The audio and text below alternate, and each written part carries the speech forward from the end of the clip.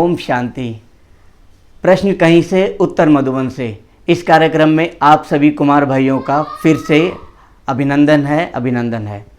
तो आज हमारे बीच बहुत खुशी की बात है कि स्वयं मधुबन से अमरदीप भाई जी, जो कि पिछले 30 वर्षों से इस ईश्वरीय ज्ञान मार्ग में चल रहे हैं और साथ साथ 26 वर्षों से कंस्ट्रक्शन स्टोर डिपार्टमेंट में शांतिवन में अपनी समर्पित रूप से सेवाएं दे रहे हैं। तो भाई जी का भी बहुत बहुत दिल से हम धन्यवाद करते हैं।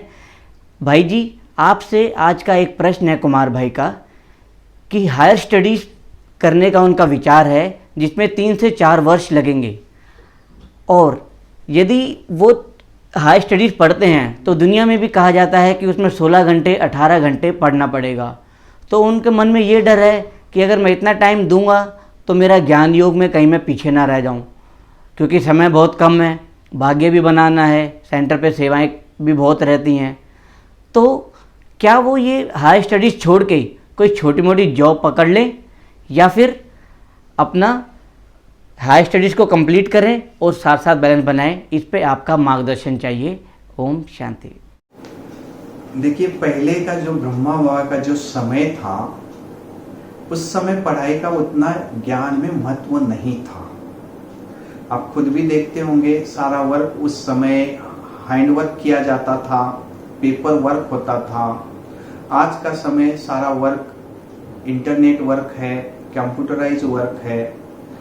तो मैं खुद भी जब ये ज्ञान में आया, मुझे ये करीब 92 के आसपास ज्ञान मिला ब्रह्मा कुमारी का, और मैं सूरज भाई के क्लासेस सुनता था।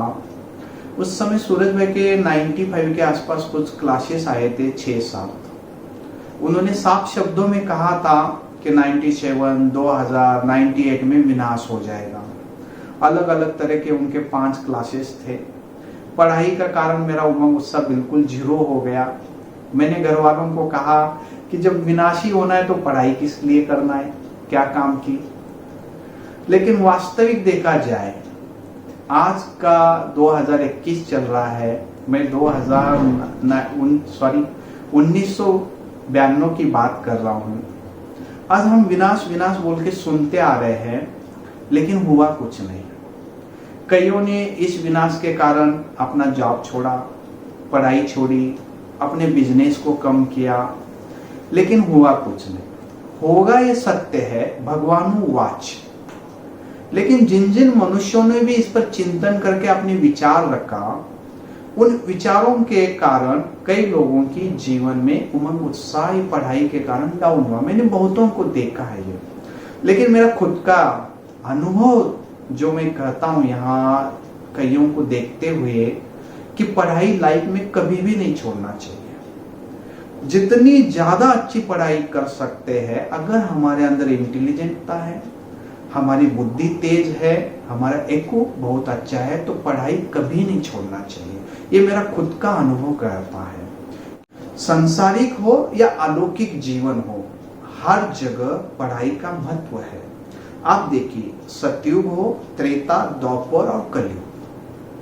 सतयुग में जो है, हम वर्तमान में जो पढ़ाई पढ़ रहे हैं उसका महत्व है। द्वापर में भक्ति मार्ग का महत्व है, और यहाँ कलयुग में पैसे का ज्यादा महत्व दिया जाता है। तो हर युग में अलग अलग तरह का महत्व है।